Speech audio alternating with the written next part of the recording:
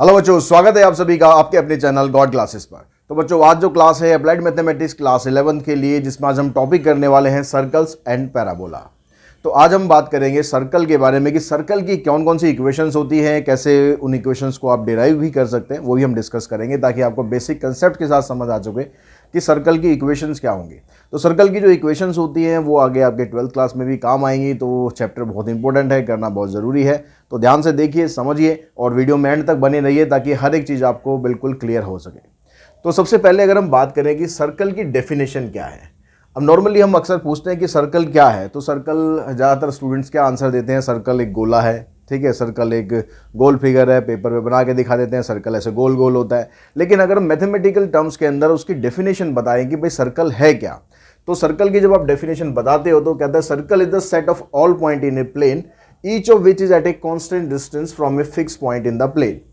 तो यानी यार सर्कल की जो डेफिनेशन है उसके अकॉर्डिंग क्या कह रहा है कि किसी एक प्लेन पर, प्लेन मतलब सरफेस की हम बात कर रहे हैं, किसी एक सरफेस पर एक पॉइंट है आपके पास, मान लो ये एक पॉइंट है हमारे पास, और इस पॉइंट से कुछ फिक्स्ड डिस्टेंस पर, वो कुछ डिस्टेंस कुछ भी फिक्स्ड हो सकता है जिसको हम बोलेंगे रेडियस। ठीक है, मान लो मैंने यहाँ से यहाँ तक 2 सेंटीमीटर के डिस्टेंस पर एक पॉइंट लिया। अब इस पॉइंट से ये जो पॉइंट होता है ना, फिक्स पॉइंट, इसको हम बोलेंगे सेंटर। तो इस सेंटर से 2 सेंटीमीटर के डिस्टेंस पर खाली एक यही पॉइंट थोड़ा ना आ सकता है, बहुत सारे पॉइंट आ सकते हैं। अगर मैं यहाँ से देखूँ भाई 2 सेंटीमीटर के डिस्टेंस पर ये भी पॉइंट है, ये भी पॉइंट है, ये भी पॉइंट है, ये भी पॉइंट है, ये पॉइंट है, इस तरह के बहुत सारे पॉइंट हो सकते हैं इससे 2 सेंटीमीटर के डिस्टेंस पर।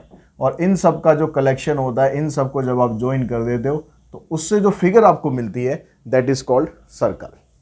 जो ये फिक्स डिस्टेंस हो गया इसको हम क्या बोलते हैं, रेडियस बोलते हैं। और जो ये फिक्स पॉइंट होता है इसको हम बोलते हैं सेंटर।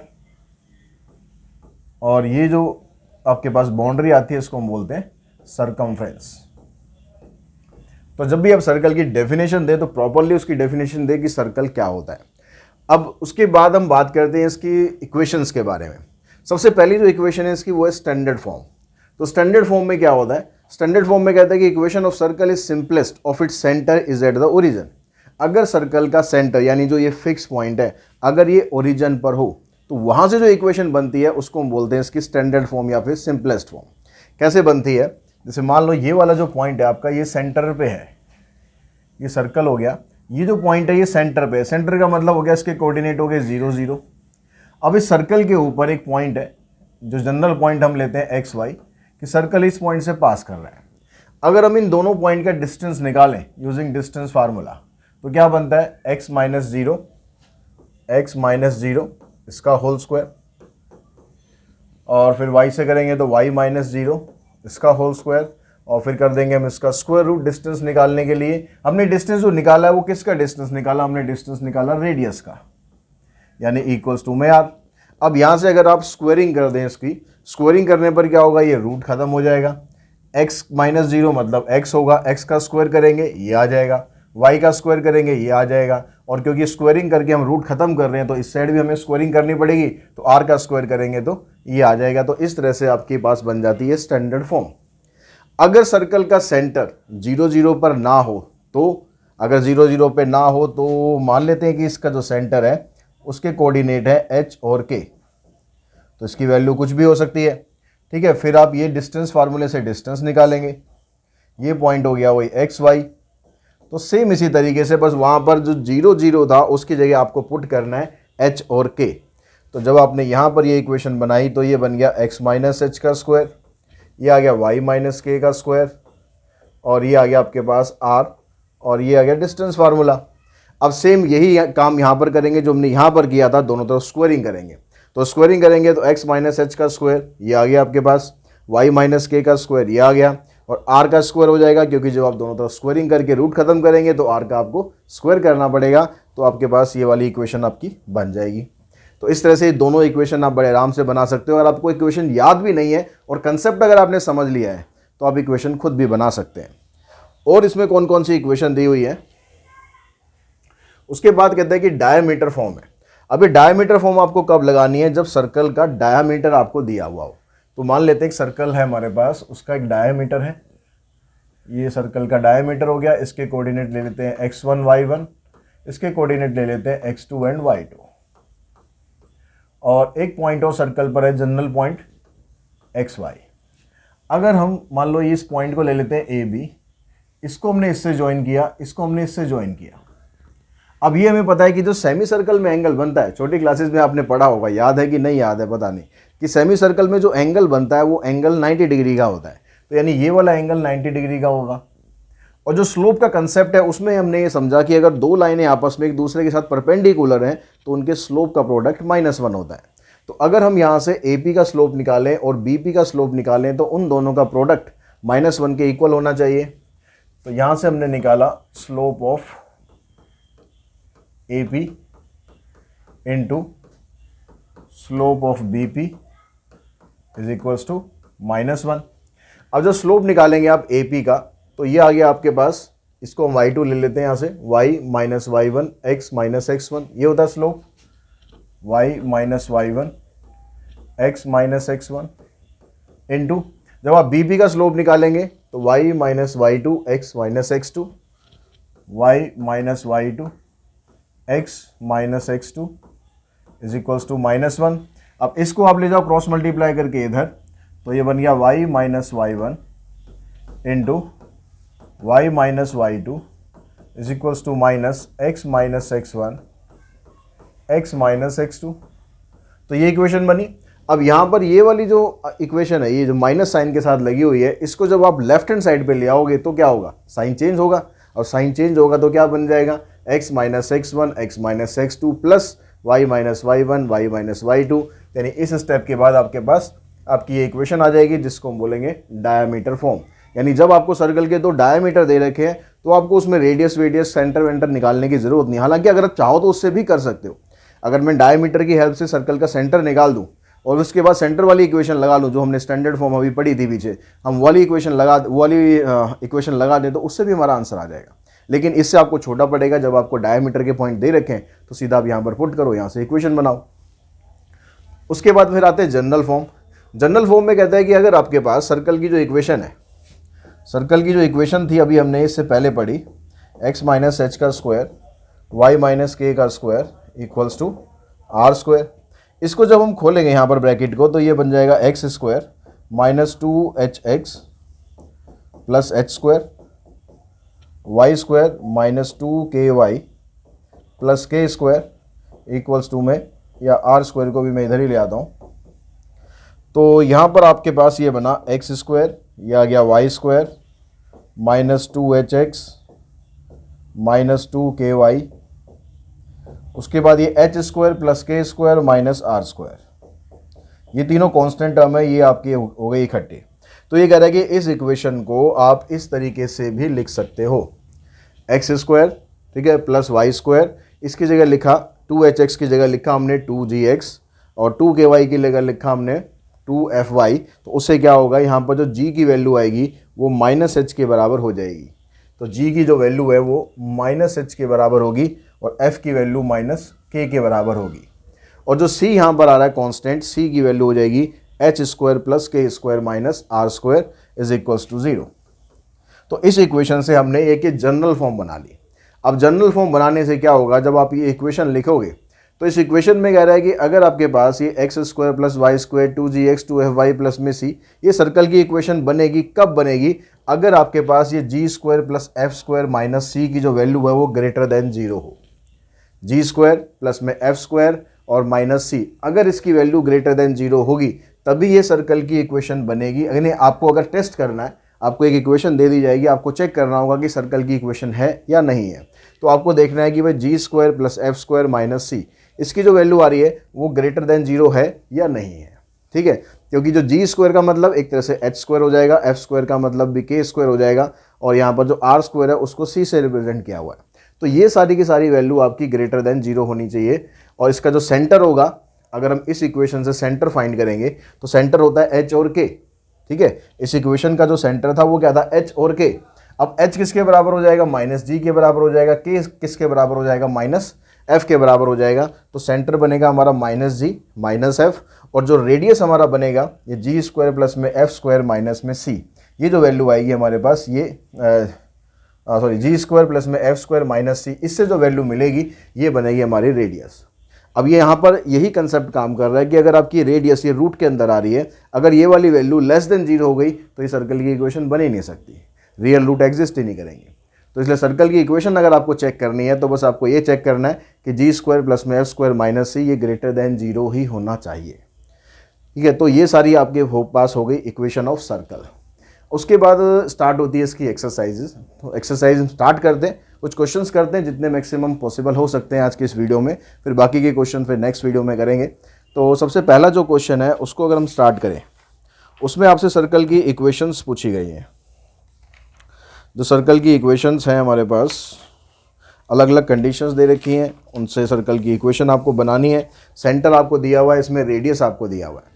तो जब सेंटर दिया हो और रेडियस दिया हुआ हो तो आप जो इक्वेशन थी हमारे पास कौन सी वाली स्टैंडर्ड फॉर्मेट में जो इक्वेशन थी वो वाली इक्वेशन आप लगा देंगे। जनरल फॉर्म भी आप लगा सकते हैं, लेकिन उससे बेटर रहेगा कि हम इसमें सेंट्रल फॉर्म लगाएं। सेंट्रल फॉर्म के अंदर क्या था हमारे पास, इक्वेशन ऑफ सर्कल था x माइनस एच का स्क्वायर y माइनस के का square equals to r square. तो आप h की जगह पे पुट कर दें 0 और k की जगह पुट करें 2 और रेडियस की जगह पुट करें 2, इस तरीके से। अब इसको आप एक्सपेंड कर दें, यहाँ से एक्स स्क्वायर बनेगा y square minus 4y plus में 4 इक्वल्स टू 4। इस 4 से 4 कैंसिल, इक्वेशन आ गई x square plus y square minus 4y is equals to 0। ये आपके पास सर्कल की इक्वेशन बन जाएगी फर्स्ट पार्ट में। ठीक है, इसी तरह से आपको सेकंड, थर्ड, फोर्थ और चारों पार्ट में आपको बनाना ऐसे ही है। ठीक है, तो हम उसके बाद ये फोर्थ पार्ट की सॉल्व कर लेते हैं, बाकी बीच के पार्ट आप सॉल्व कर लेना। यहाँ पर h की वैल्यू माइनस ए है और यहाँ पर माइनस बी है, तो जब आप यहाँ लिखते हैं x माइनस एच, अब क्योंकि h तो ऑलरेडी माइनस में हो रहा है तो यानी उसको आप प्लस कर देंगे, यहाँ पर माइनस माइनस प्लस हो जाएगा। ऐसे यहाँ पर y प्लस बी, और जो रेडियस है आपको वो ऑलरेडी रूट में दिया हुआ है, ऐसे ए स्क्वायर माइनस बी स्क्वायर। तो रेडियस का होता है स्क्वायर, यानी जब आप इसका स्क्वायर करेंगे तो ये रूट हो जाएगा ख़त्म। और यहाँ पर इसको सिंप्लीफाई करो, x square 2ax plus a square Y square 2by plus b square is equals to, यहाँ से रूट आप ख़त्म कर देना, और रूट ख़त्म करने के बाद ये ए स्क्वायर है इससे कैंसिल हो जाएगा। तो अब इक्वेशन बनी हमारे पास X square Y square 2ax 2by, इस माइनस बी स्क्वायर को आप इधर ले आएंगे तो ये बन जाएगा 2b square is equals to 0। तो इस तरह से आपकी फोर्थ पार्ट की इक्वेशन भी बन जाएगी। उसके बाद चलते हैं हम सेकंड क्वेश्चन पर। सेकंड क्वेश्चन में कहता है कि सर्कल की इक्वेशन ही आपको बतानी है और सेंटर दिया हुआ है इसने 8 माइनस 6, सेंटर दिया है 8 minus 6 and which passes through the point 5 minus 2। अब सर्कल का सेंटर दे दिया और जिस पॉइंट से ये लाइन पास कर रही है वो पॉइंट आपको दे दिया। तो यानी ये कुछ ऐसे कह रहा है कि सर्कल का सेंटर तो आपको मैंने दे दिया भाई 8 माइनस 6, और ये जो पॉइंट है जहाँ से सर्कल पास कर रहा है 5 माइनस 2। अब हमने इक्वेशंस में देखा था कि जिस पॉइंट से सर्कल पास करता है उसके जनरल पॉइंट को हम लेते हैं एक्स वाई। तो जब आप इक्वेशन यहाँ पर बनाओगे सर्कल की, स्टैंडर्ड फॉर्म हमारे पास ये होती है, ये स्टैंडर्ड फॉर्म होती है। अब हमें सर्कल की इक्वेशन बनाने के लिए अगर हम ये वाली फॉर्म यूज़ कर रहे हैं, ठीक है, सेंट्रल फॉर्म अगर हम यूज़ कर रहे हैं तो h की वैल्यू, k की वैल्यू और r की वैल्यू, इन तीन वैल्यूज़ को हमारे पास होना चाहिए, तभी हम सर्कल की इक्वेशन को बना सकते हैं। अब यहाँ पर सर्कल की इक्वेशन बनाने के लिए आपको h और k तो दे दिया, सेंटर तो उसने दे दिया, लेकिन रेडियस नहीं दिया।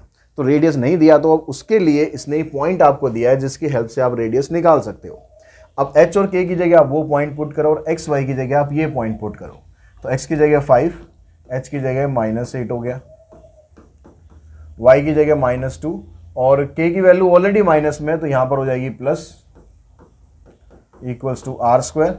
5 माइनस 8 3 का स्क्वायर करेंगे 9, -2 प्लस 6 4 हो गया, 4 का स्क्वायर हो गया 16, आर स्क्वायर की वैल्यू आ गई 25। आर की वैल्यू आप निकालो मत निकालो कोई फ़र्क नहीं पड़ता वैसे, क्योंकि जब आप इक्वेशन बनाओगे इसी इक्वेशन के अंदर आपको वैल्यूज़ पुट करनी है। जब आप सर्कल की इक्वेशन बनाओगे तो एक्स वाई की जगह कोई वैल्यू पुट नहीं करनी, क्योंकि इक्वेशन ही आपको एक्स वाई की फॉर्म में लेकर आनी है। ठीक है, एच की जगह आप पुट कर देंगे 8, वाई के की जगह -6 था तो यहाँ +6 हो जाएगा और आर का स्क्वायर चाहिएगा यानी 5 का स्क्वायर। इसको आप सिंप्लीफाई कर दो, x square minus 2 8 = 16x 64, y square 12y and 6 का स्क्वायर 36 इक्वल्स टू 25। तो पहले x स्क्वायर लिखो, फिर y स्क्वायर लिखो, फिर x वाली टर्म लिखो, उसके बाद फिर y वाली टर्म लिखो। 64 और 36 को 25 में से यहाँ माइनस करेंगे तो आपके पास बन जाएगा कितना 75।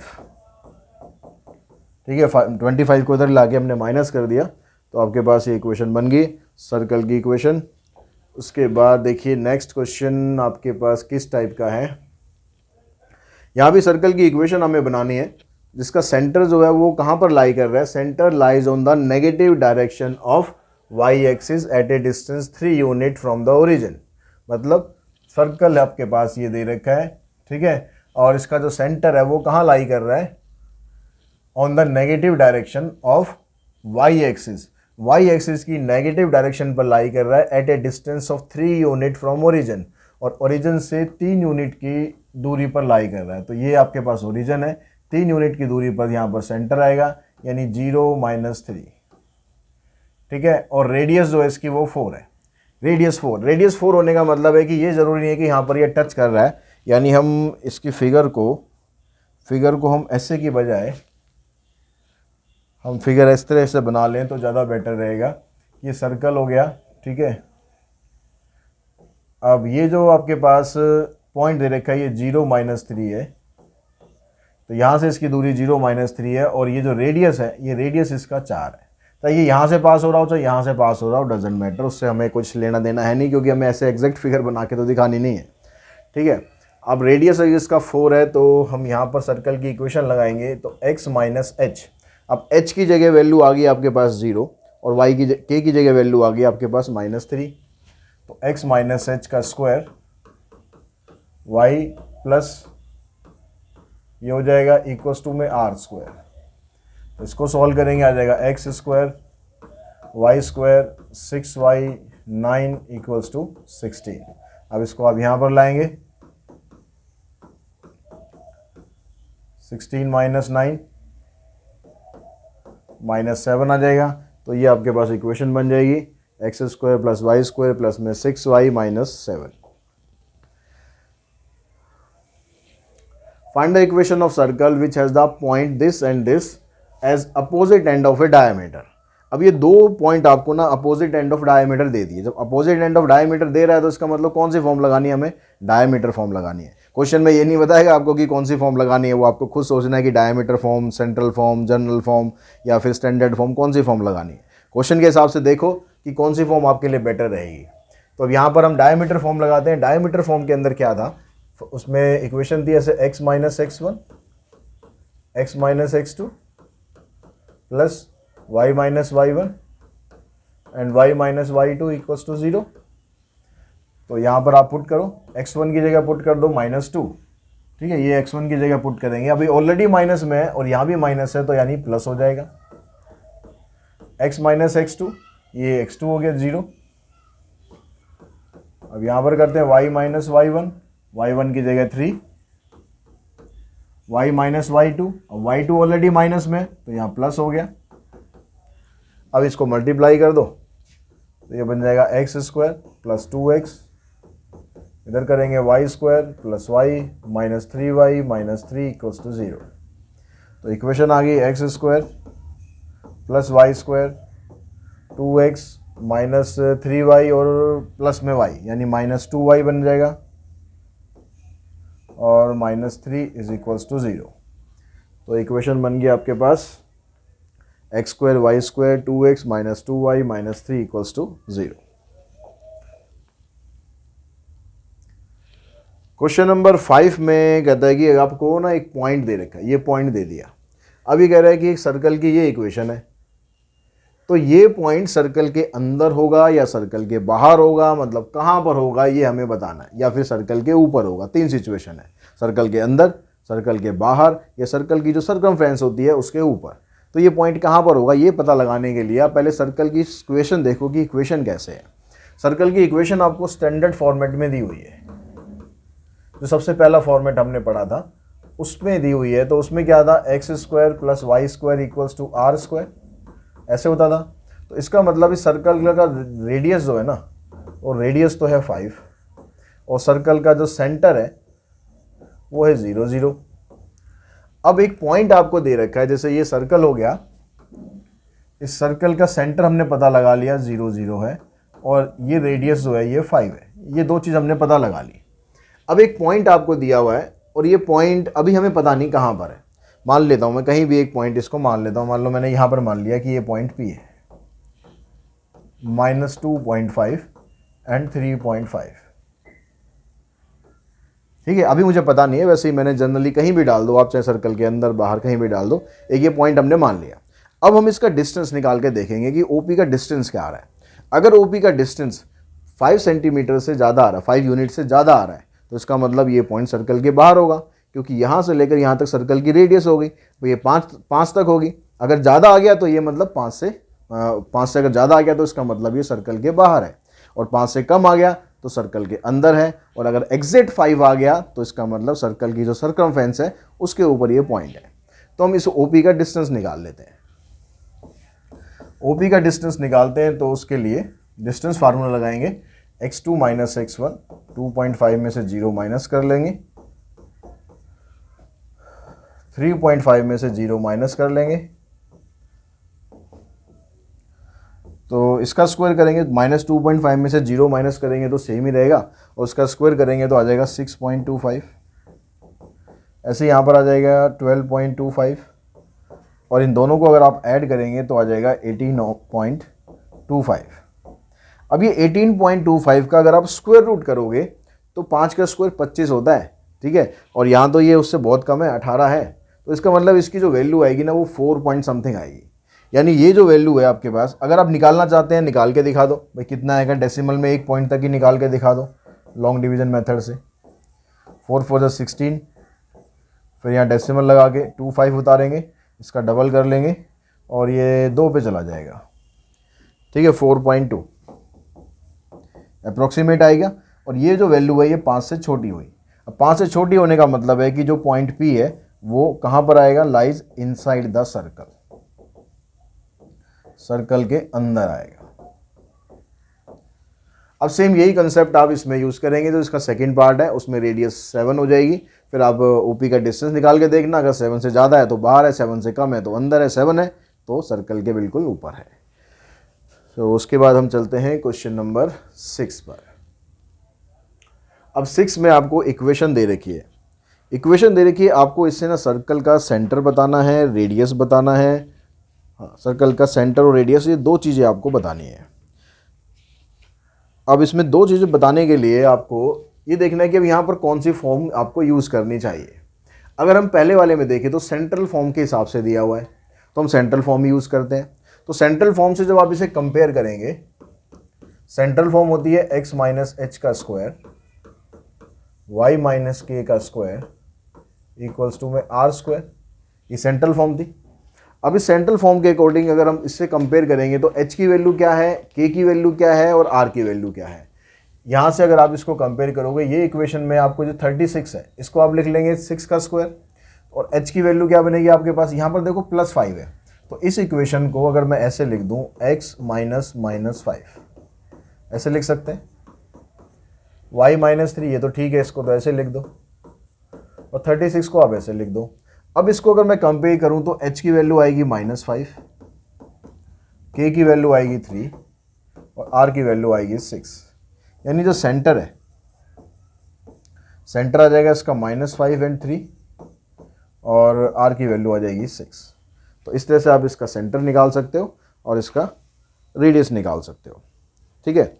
अब उसके बाद अगर हम दूसरी इक्वेशन पे चलते हैं, अब हमारे पास दूसरी इक्वेशन के लिए 2 तरीके, या तो उस इक्वेशन को आप इस फॉर्म में कन्वर्ट करो, ठीक है, सेंट्रल फॉर्म में कन्वर्ट करो, या फिर उसको जनरल फॉर्म की तरह डायरेक्टली यूज़ कर लो। अब जनरल फॉर्म में हमने क्या पढ़ा था, जनरल फॉर्म होती है हमारे पास x² + y² प्लस में 2gx प्लस में 2fy प्लस में c = 0, ये इक्वेशन थी।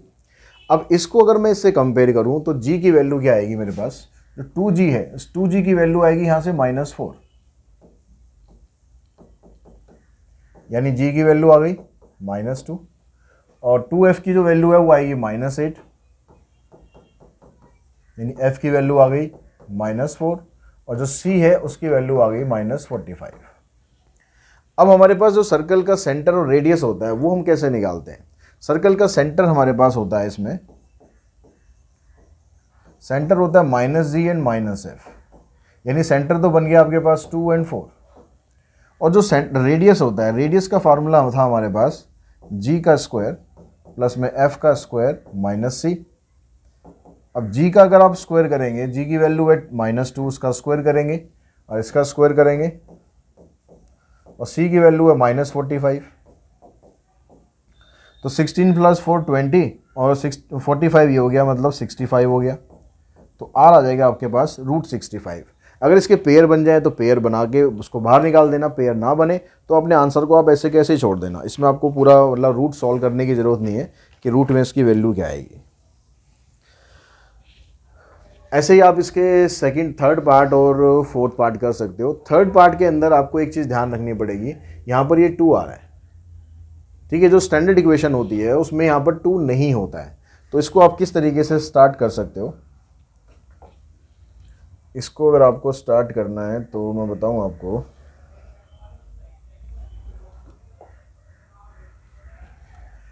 इसको स्टार्ट करने के लिए आप पहले यहाँ से 2 कॉमन निकाल देंगे। अब 2 कॉमन निकालेंगे तो आपके पास क्या बनेगा, x² + y² -3/2x + 5/2 एंड -7/2, इस तरह से बना। अब इसको बनने के बाद फिर हम कंपेयर करेंगे जनरल फॉर्म से, तो 2g की जो वैल्यू है वो -3/2 आएगी और 2f की वैल्यू 5/2 आएगी और c की वैल्यू -7/2। तो यहाँ से g की वैल्यू निकालेंगे तो आ जाएगा -3/4, f की वैल्यू निकालेंगे तो आएगा 5/4, यानी सेंटर बना।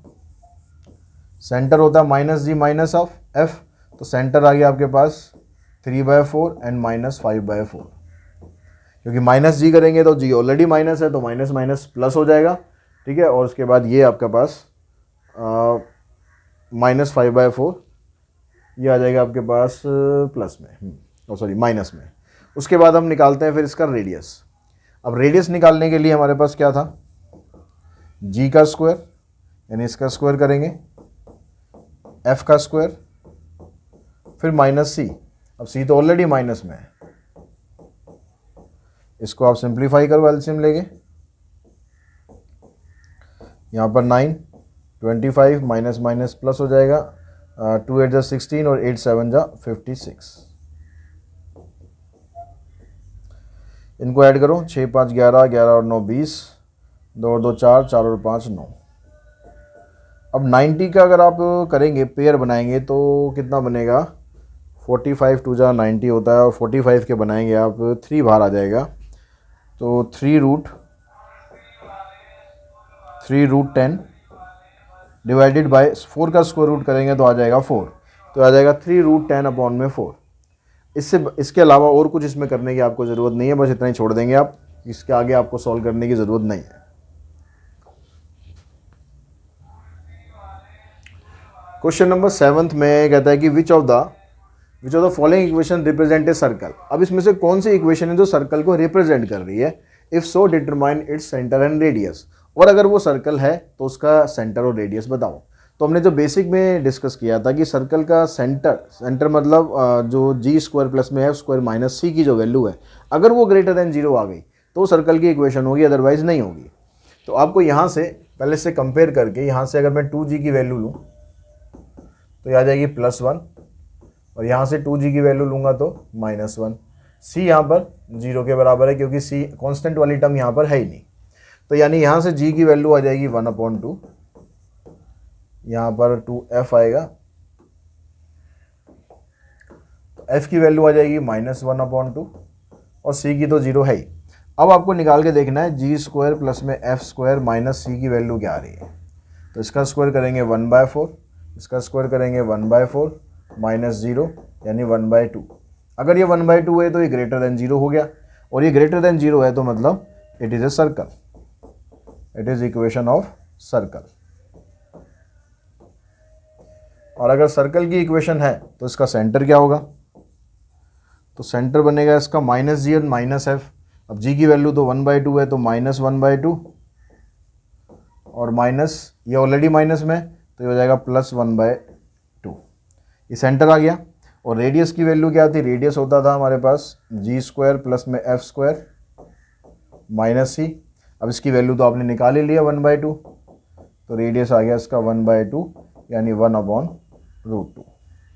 तो ये इसका सेंटर आ जाएगा और इसका रेडियस आएगा। अब उसके बाद सेकंड में देखो, ऐसे आप कंपेयर करो, 2g की वैल्यू -3 है यहाँ पर, 2f की वैल्यू 3 है और c की वैल्यू 10 है। तो यहाँ से g हमने निकाला, -3/2 आया, f भी 3/2 आ गया। अब आप निकाल के देखो g² प्लस में f² माइनस c की वैल्यू, ये 9/4, ये भी 9/4 -10, एलसीएम लेंगे, 4 एलसीएम, 10 4 जा 40, 18 माइनस करोगे 40 में से तो -22। माइनस में आ रहा है तो लेस देन 0 आ गया, लेस देन 0 आ गया तो it is not a equation of circle.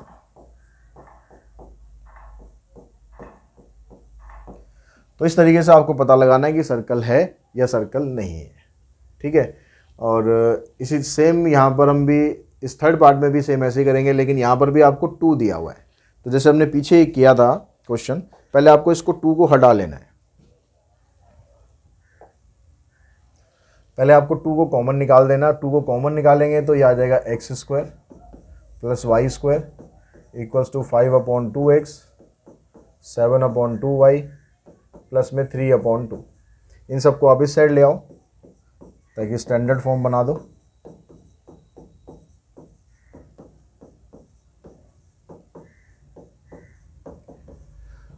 अब 2g की वैल्यू -5/2 है, 2f की वैल्यू -7/2 है और c की वैल्यू -3/2 है।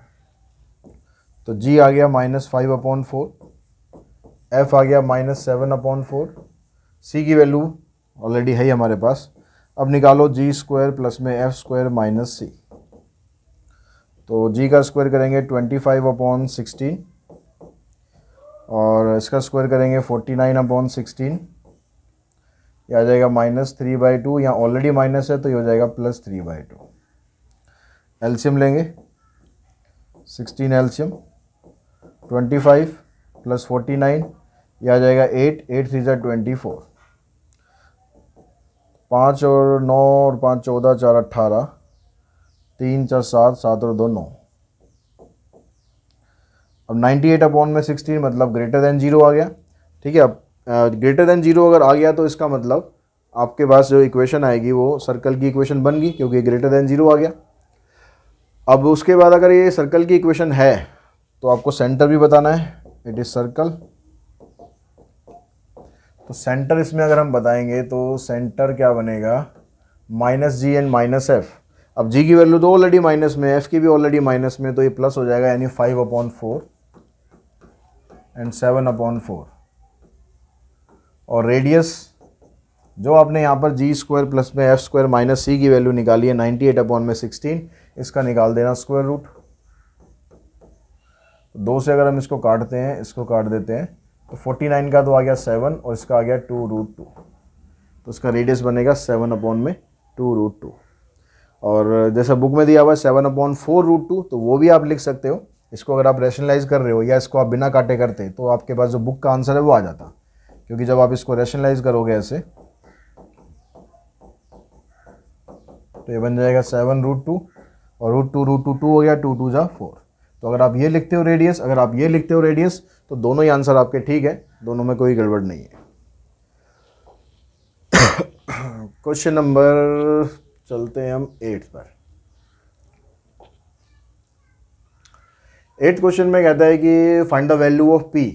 p की वैल्यू आपको बतानी है, so that this equation is the equation of a circle of the radius 7 unit. तो आपको ये इक्वेशन दे रखी है और ये कह रहा है कि ये सर्कल की इक्वेशन है जिसका रेडियस 7 है। तो रेडियस, अब इसने ये ऑलरेडी तो हमें बताए रखा है कि सर्कल की इक्वेशन है, और सर्कल की इक्वेशन है तो इसका मतलब क्या हुआ कि इसमें जो g का स्क्वायर आ रहा है आपके पास प्लस f² आ रहा है और माइनस c, ये क्या होता है, यही तो हमारे पास रेडियस के बराबर होता है। तो अब ये सर्कल की इक्वेशन ऑलरेडी दे ही रखी है, तो हमें निकालने की जरूरत तो है नहीं, मतलब प्रूव करने की जरूरत तो है नहीं कि सर्कल की इक्वेशन है, बस आपको वैल्यूज यहाँ पर पुट करनी है। अब जी और इसके एफ की वैल्यू आप निकालोगे यहाँ से। 2g आपको दे दिया यहाँ पर 8 के बराबर और 2f बराबर दे दिया 10 के। तो g की वैल्यू आ गई आपके पास 4 और f की वैल्यू आ गई 5।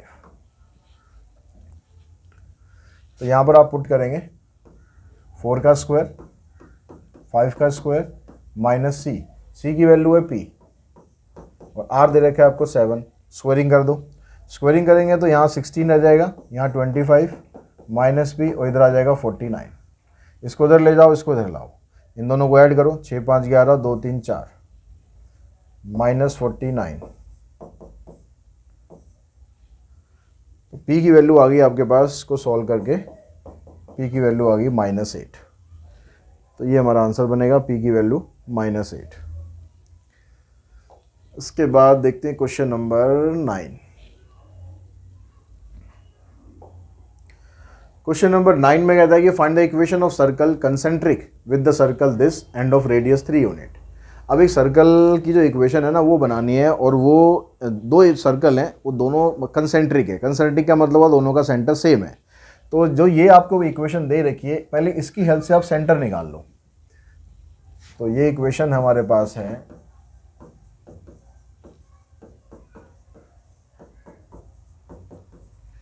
ठीक है। इसका हम सेंटर निकालते हैं तो ये 2g की वैल्यू -8 है और 2f की वैल्यू यहाँ पर 2 आ गई।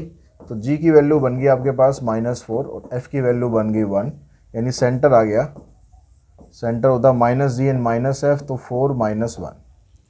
ठीक, हमारे पास दो सर्कल हैं, एक सर्कल ये हो गया, एक सर्कल ये हो गया। सर्कल के दोनों का जो सेंटर है ये आपके पास है 4 -1। अब इनमें से एक सर्कल की इक्वेशन तो ये है, दूसरे सर्कल की इक्वेशन बनानी है जिसका रेडियस 3 यूनिट है। ठीक है, इसका रेडियस 3 यूनिट है, तो इसकी हमें इक्वेशन बनानी है। ये वाली जो इक्वेशन है ये ऑलरेडी आपको ये दे रखी है, इसकी हमें बनानी है। अब यहाँ पर इसकी इक्वेशन बनाओगे तो इस इक्वेशन का जो सेंटर है वो हमें पता चल गया, इसका जो रेडियस है वो भी हमारे पास है। अब इसमें चाहे आप सेंट्रल फॉर्म है वो लगाना चाहो वो लगा दो। तो सेंट्रल फॉर्म के अकॉर्डिंग इक्वेशन क्या बनेगी, इक्वेशन ऑफ सर्कल ये बन जाएगी आपके पास x² और x - h का स्क्वायर y - k का स्क्वायर इक्वल्स टू में r²। तो ये भी आप लगा सकते हो, या फिर आप यही वाली इक्वेशन भी लगा सकते हो, क्योंकि g और h की वैल्यू तो आपके पास सेम रहेगी, बस आपको r की वैल्यू निकालनी पड़ेगी, यानी c की वैल्यू निकालनी पड़ेगी। ठीक है, तो उसके लिए आपके पास c की वैल्यू निकालने के लिए g² + में f² - c equals to r वाला फार्मूला होता है, उसकी हेल्प से आप c की वैल्यू निकाल सकते हो। और अगर हम यहाँ पर रखते हैं तो सेंटर आपके पास है 4, ये -1 की जगह +1 हो जाएगा, और r इसका दे ही रखा है 3। इसको सॉल्व कर दो, x² - 8x + में 16 y² + में 2y + 1 इक्वल्स टू में 9। तो इसकी इक्वेशन आई x² y² - 8x + में 2y 16 और 1 17 17 - 9 8। ये आ गई आपके पास इक्वेशन। तो इसमें देखो ये वाला पार्ट दोनों का सेम है, बस इस वैल्यू में डिफरेंस होगा, और वो वैल्यू आप दूसरे तरीके से भी निकाल सकते थे। तो ये वाला फार्मूला होता है हमारा r का,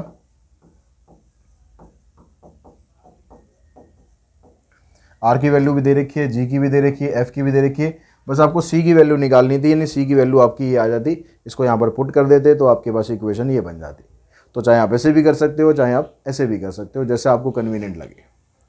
सेकंड में कहता है कि find the equation of circle which passes through the point this and is concentric with the circle this. अब यहाँ भी जो कंसेप्ट है वो तो सेम है कि कंसेंट्रिक इस सर्कल के साथ है। अब दूसरे सर्कल के आपको रेडियस नहीं दे रखी है, आपको ये दे रखा है कि वो सर्कल इस पॉइंट से पास कर रहा है। ठीक है, ये आपको दे रखा है। तो हम इसको भी ऐसे ही स्टार्ट कर दें जैसे हमने इसको स्टार्ट किया है।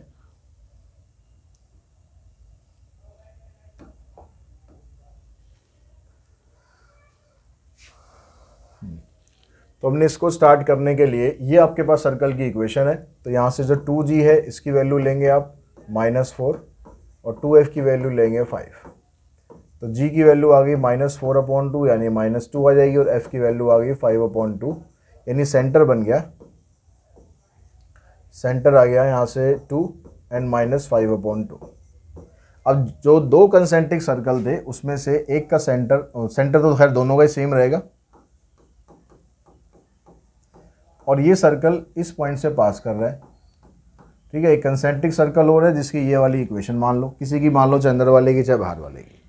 तो अब ये पॉइंट आपको दे रखा है और ये सर्कल का सेंटर आ गया, तो इससे आपको सर्कल की इक्वेशन निकालनी है। अब सर्कल की इक्वेशन निकालने के लिए हमें बस रेडियस चाहिए, और रेडियस हम कैसे निकाल सकते हैं, उसके लिए सर्कल की इक्वेशन को यूज़ कर लो, x माइनस एच का स्क्वायर y माइनस के का square equals to r square. X और y की जो वैल्यू है जहाँ से सर्कल पास कर रहा है वो पॉइंट हो गए 1 और -2, तो x की जगह पुट करो 1, h आपके पास ये आ गया, y की जगह आ गया आपके पास -2, और ये ऑलरेडी माइनस है तो प्लस हो जाएगा k equals to r square. यहाँ आएगा -1, 1 का स्क्वायर, ये आ जाएगा -4 और +5, तो आ गया 1/2, 1/2 का स्क्वायर करेंगे तो 1/4, यानी आर स्क्वायर की वैल्यू आ गई 5/4। आर की वैल्यू निकालने की कोई ज़रूरत नहीं है, क्योंकि जब आप इक्वेशन बनाओगे x माइनस एच का स्क्वायर y माइनस के का स्क्वायर इक्वल्स टू, तो उसमें आपको आर स्क्वायर ही पुट करना है। तो h की जगह आ गया 2, इसकी जगह आ गया 5/2, और r की जगह, आर स्क्वायर की जगह आ गया 5/4।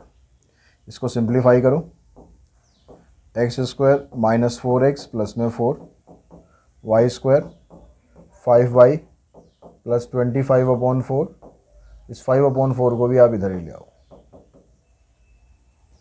तो ये बन गया x square plus y square minus 4x plus में 5y, 25 माइनस 5 कितना आ गया 20, और 20 को डिवाइड करोगे 4 से तो आ गया 5, और 5 प्लस में 4 यानी यहाँ पर आ गया 9। तो ये आपके पास इक्वेशन बन गई, एक्स स्क्वायर प्लस में y square minus 4x plus 5y plus में 9 इज इक्वल्स टू 0। तो ये क्वेश्चन नंबर 9 तक हो गए हैं, और आई थिंक क्वेश्चन नंबर 9 तक ही हम इस वीडियो में कर लेते हैं, क्योंकि 27 क्वेश्चन है, तो 9 इसमें कर लेते हैं, 9 अगले में, उससे 9 बाकी के अगले में कर लेंगे। इस तरह से पूरी एक्सरसाइज हमारी कंप्लीट हो जाएगी। आज की इस वीडियो में इतना ही, जल्दी मिलते हैं नेक्स्ट वीडियो में इसके आगे की क्वेश्चंस के साथ। Thanks to all of you.